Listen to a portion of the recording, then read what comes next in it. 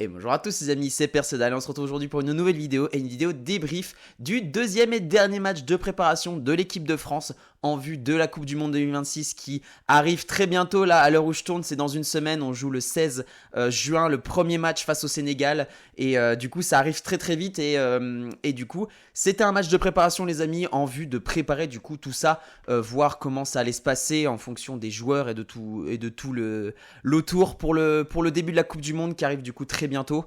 On jouait face à l'Irlande du Nord les amis. Ça a été un match du coup où il est ressorti beaucoup de choses et c'était un match du coup plutôt important même si c'était qu'un match de préparation pour plusieurs raisons. Déjà premièrement, fallait se rattraper du premier match de préparation qui s'est passé où on a perdu malheureusement sur le score de 2-1 face à la Côte d'Ivoire. J'avais pas fait de débrief d'ailleurs.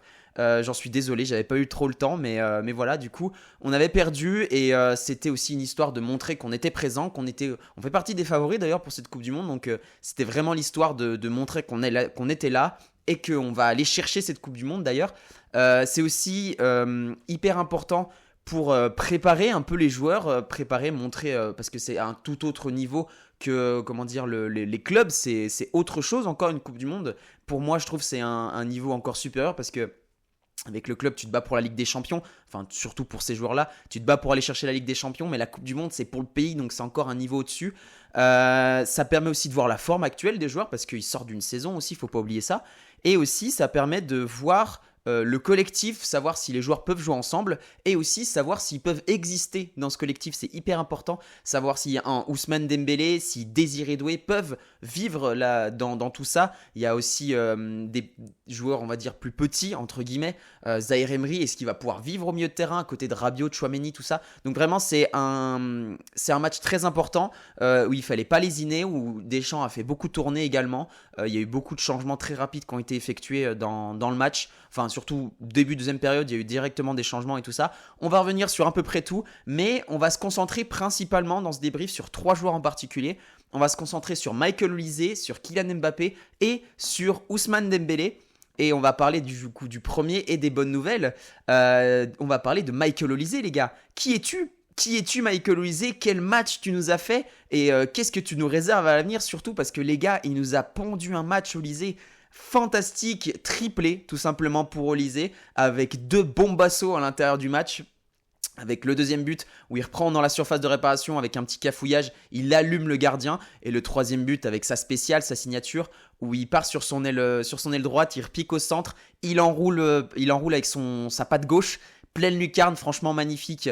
Et voilà, franchement, c'est un monstre, vraiment un monstre. Il va nous faire vraiment du bien en équipe de France avec sa technique, sa vista, avec ses passes et également son toucher de balle pour le dernier geste. Franchement, il va vraiment faire du bien. Michael Olise, ça s'annonce être un très grand nom. Ça fait 2 saisons là déjà qu'il ponce, qu'il est en train de monter au rang de superstar. Avec le Bayern Munich, il a été champion d'Allemagne. Il a fait une demi-finale, je crois, c'était ça, de Ligue des Champions, avec le Bayern également, où il a perdu face au Paris Saint-Germain, où on va reparler à peu près de tout ça avec Dembélé et avec d'autres joueurs. Mais voilà, il est vraiment en train de se dévoiler, on va dire. Depuis 2 saisons, il est vraiment en train de monter. Il a eu une récompense amplement méritée, meilleur joueur français jouant à l'étranger cette saison, donc vraiment... il amènera quelque chose en plus en équipe de France. Je trouve personnellement que c'est un peu le successeur spirituel de Griezmann. Antoine Griezmann que j'apprécie énormément, qui m'a vraiment marqué en équipe de France, qui avait vraiment une vista de fou, avec une patte gauche aussi exceptionnelle. Ça m'avait vraiment fait mal au cœur quand il a quitté l'équipe de France et maintenant où il prend sa retraite de l'Atlético pour partir à Orlando aux États-Unis. Mais voilà, pour moi, j'ai vraiment l'impression que c'est son successeur un peu, on va dire. Et puis même Griezmann en 2022 où il était émaussé, il a vraiment apporté quelque chose aussi au niveau des passes en équipe de France, avec les récupérations également. Olise, c'est ça, il a vraiment aussi un retour défensif hyper important. Et puis pareil, les passes, il va vraiment nous apporter de la créativité qui manquait en équipe de France. Donc ça fait vraiment plaisir de voir un joueur comme ça évoluer sous nos couleurs, c'est vraiment, vraiment intéressant. Et puis à voir ce qu'il va donner à l'avenir, mais c'est un monstre. Vraiment, comme je l'ai dit, techniquement, les passes, les frappes, il va vraiment faire du sale, je pense, pendant cette Coupe du Monde, comme il l'a fait du sale toute la saison, où il a fait jouer absolument tous ses attaquants, enfin tous ses adversaires, on va dire. Et voilà, donc j'ai vraiment hâte de voir ce que ça va donner. J'ai vraiment hâte de voir s'il va vraiment devenir un pilier indiscutable dans l'équipe qui va vraiment nous apporter des buts et de la victoire et surtout le succès à la fin, on espère bien sûr avec le titre mondial, ça ferait vraiment plaisir. Mais pour ça, il va falloir que toute l'équipe arrive à être au niveau. Et du coup, c'est là où je fais le parallèle avec, malheureusement, on va attaquer maintenant un peu, entre guillemets, les points négatifs. C'est Kylian Mbappé et Ousmane Dembélé. Alors, on va mettre des barrières, on va déjà un peu expliquer. C'est pas réellement des points négatifs parce que c'est en fait juste, ils ont pas fait un bon match. On peut prendre ça de deux manières. On peut prendre ça, par exemple, pour le cas d'Mbappé, on reviendra sur Dembélé juste après. Mais pour Mbappé, on se dit, il n'a pas fait un bon match. Ça reste un match de préparation aussi. Donc, c'est pas le moment de se blesser à faire une attaque venue d'ailleurs. Par exemple, face à la Côte d'Ivoire, où on était en train de perdre du coup 2-1. C'est pas le moment à la 90e minute de se donner à fond pour aller pour se blesser, pour se déchirer un muscle et puis faire une croix sur sa Coupe du Monde. Non, pas du tout. La défaite, c'est pas grave. Là, on a gagné, donc c'est cool. Mais même le match nul ou la défaite, c'était pas très grave parce que le moment où il faut vraiment tout donner, c'est pendant la compétition qui arrive prochainement. Donc voilà, c'est pas très grave. Donc si on prend le sujet juste comme ça, il n'a pas fait un bon match, c'est pas grave, il reste quand même hyper fort d'habitude, et ça je suis amplement d'accord avec ça, il est hyper fort en termes de joueurs, et voilà, c'est comme ça arrive, un mauvais match c'est monnaie courante dans le foot, voilà. Mais si on analyse un peu l'extérieur, avec tout ce qui s'est passé cette saison, on peut déduire quelques autres points. C'est que mon avis, de ce que je pense d'Mbappé, je tiens à dire d'ailleurs d'avant, parce que je vais un peu taper sur lui, mais j'aime beaucoup ce joueur et ça me fait vraiment chier ce que je vais dire sur lui. Mais en fait, par rapport à tout ce qui s'est passé cette saison, parce que je suis également un peu les matchs du Real à côté, bah c'est que c'est plutôt compliqué. Depuis son arrivée au Real Madrid, il a fallu un temps d'adaptation évidemment. Il nous a fait une début de saison, là actuelle, de folie, vraiment. Il était hyper fort, hyper tranchant. Ça a un peu baissé en fin de saison. Il y a eu tous les problèmes à côté avec le licenciement de Xabi Alonso, l'arrivée d'Arbeloa. Il y a eu des polémiques après autour d'Mbappé où il s'est pris énormément de vagues, que ce soit du fait qu'il devait partir du Real ou même du racisme. Et ça, c'est immonde. Il s'est vraiment pris beaucoup de choses dans la gueule qu'il ne méritait pas. D'autres choses méritées, parce qu'il y a eu aussi des trucs qu'il faut dire. Mais ça ne nous regarde pas. Ça, c'est le Real Madrid, on n'en parle pas. Moi, je ne suis pas du tout une chaîne YouTube du Real Madrid. Voilà, c'est une chose. Mais le problème, c'est que ça peut aussi un peu, entre guillemets, impacter l'équipe de France, dans le sens où, bah, avec son nouveau poste au Real Madrid, j'ai l'impression qu'il est perdu. J'ai l'impression qu'il est un peu perdu, qu'il sait plus trop où se placer parce que des fois il joue à gauche, des fois il joue à droite, des fois il est avant-centre, des fois il est dans la zone, des fois il n'est pas dans la zone, il veut le ballon dans les pieds, des fois il veut de la profondeur. Du coup, c'est vraiment compliqué, j'ai l'impression qu'il n'arrive plus à s'identifier à un poste sur le terrain, il n'arrive plus à s'identifier à un style qui a fait sa puissance quand il était à Paris, qui a fait sa puissance en 2018 et en 2022 avec les Bleus. Et je trouve ça très compliqué, ça me fait vraiment chier d'avoir à relever ça, on va dire, parce que j'aime Mbappé, j'adore ce joueur qui nous a fait rêver en 2018 et en 2022 avec cette finale de Coupe du Monde légendaire, historique, qui restera dans l'histoire du football, parce qu'il a marqué un triplé pendant cette finale.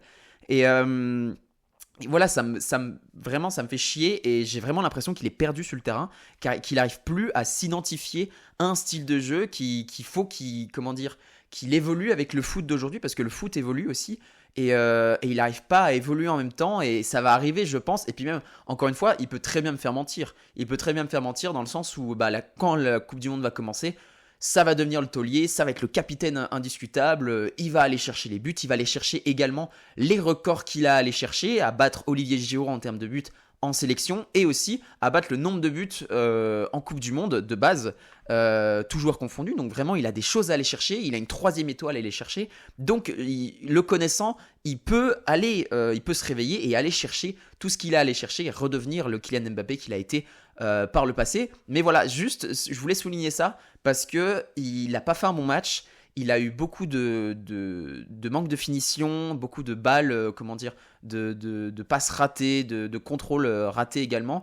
Il a, entre guillemets, un peu plombé l'attaque de l'équipe de France. Mais après, voilà, ça reste sur un match. C'est pas du tout les matchs de la compétition qui vont arriver. Je pense que ça va être autre chose et j'espère que ça va être autre chose parce que vu la qualité du joueur, j'adore le monstre qu'il est techniquement, dans la finition, dans la vitesse aussi, même s'il est, je trouve, un peu moins rapide qu'avant, mais vraiment ça reste un monstre juste statistiquement, Et j'espère vraiment qu'il va revenir à son meilleur niveau parce qu'il nous faut un leader, il nous faut un attaquant, vedette devant les autres qui peut finir devant le but. Même si tous les joueurs peuvent finir devant le but, évidemment, dans le foot d'aujourd'hui, il faut que tous les joueurs savent finir devant le but. Mais il nous faut la sécurité de nous dire on a Kylian, on a un pilier en attaque qui peut nous marquer des buts et tout ça. Donc voilà, ça c'était pour le cas de Kylian. J'espère que ça va évoluer bien sûr à l'avenir, que je le redis, parce que je veux qu'il nous fasse rêver, je veux qu'il ramène cette 3e étoile, parce que je sais que le sujet Mbappé est un peu touchy avec ceux qui l'aiment pas, parce qu'il est beaucoup pas aimé aussi, ceux qui l'idolâtrent. Et voilà, je sais pas trop où me situer, mais en tout cas, je l'aime beaucoup et j'aimerais bien qu'il revienne, ça c'est sûr. Ensuite, deuxième cas, ce sera le cas Ousmane Dembélé. Parce qu'en plus, Ousmane Dembélé, lui aussi, malheureusement, n'aura pas fait un bon match. Mais lui, il y a une explication, c'est que je trouve personnellement que Didier Deschamps ne l'utilise pas bien, qu'il est juste pas mis dans les bonnes conditions. Parce qu'avec le Paris Saint-Germain, il est exceptionnel. Ça fait 2 saisons qu'il a modifié le PSG avec les ordres de Luis Enrique, évidemment. Il y a un coach de folie derrière. Qui lui a permis déjà de remporter le Ballon d'Or tout simplement, de faire le back-to-back Ligue des Champions, et ça, il n'y a pas beaucoup de clubs qui ont réussi à le faire, et aussi il arrive à être tranchant, décisif dans les bons moments en fait. Ok, il marque pas à tous les matchs, ok, des fois il a du mal dans certains matchs, mais quand il faut être là, il est là. Finale de Ligue des Champions, c'est lui qui égalise face à Arsenal. Liverpool, je crois qu'ils ont affronté Liverpool ou le Bayern, il marque aussi. Donc vraiment, il arrive à être là quand il faut, quand il est bien servi, quand il est dans les bonnes conditions, quand juste il se sent à sa place. Et je crois que pendant le match, il était placé derrière Mbappé, un peu à la MOC, comme Griezmann par exemple, en Coupe du Monde 2022. Et ça, c'est pas le bon placement qu'il faut pour Dembélé aujourd'hui. Il a des choses à prouver, il a des choses à aller chercher avec l'équipe de France, mais le problème, c'est que s'il n'est pas mis dans les bonnes conditions, ça n'arrivera pas à être le taulier qu'il faut, ça n'arrivera pas à être le joueur qui doit être là en équipe de France, que beaucoup de gens attendent d'ailleurs, parce qu'il arrive à être là en club, c'est le Ousmane Dembélé du club. Est-ce qu'on va revoir le Ousmane Dembélé du Paris Saint-Germain en équipe de France? Pour ça, il faut qu'il lui fasse les efforts, mais il faut aussi que Didier le mette dans les bonnes conditions. Mais là est le deuxième problème, c'est qu'en fait, par exemple, si tu mets Dembélé à son poste de prédilection au Paris Saint-Germain, si tu le mets en avant-centre, Kylian, tu le mets où? C'est ça le souci. Le souci, c'est qu'on a 2 joueurs avec à peu près le même profil qui ont besoin tous les deux d'être dans cette zone-là, parce que Kylian ne veut plus jouer à gauche, Kylian ne veut pas jouer à droite, Kylian maintenant aujourd'hui doit être avant-centre comme il est au Real, parce qu'il faut qu'il s'habitue aussi à ce poste, même s'il peut très bien jouer à gauche aussi, hein. Après c'est à lui de voir s'il a envie ou pas, ça je ne sais pas, mais en tout cas Dembélé lui il faut qu'il soit avant-centre, il faut qu'il soit autour de la zone, il faut qu'il soit dedans, il faut qu'il soit derrière, enfin voilà, Dembélé il faut qu'il soit bien mis dans les bonnes conditions, et je trouve que Deschamps ne le met pas à sa juste valeur. Je rappelle, c'est le Ballon d'Or quand même, c'est le gars qui allait chercher la Ligue des Champions, la première avec le Paris Saint-Germain, et je trouve que Deschamps l'utilise pas comme il le faudrait.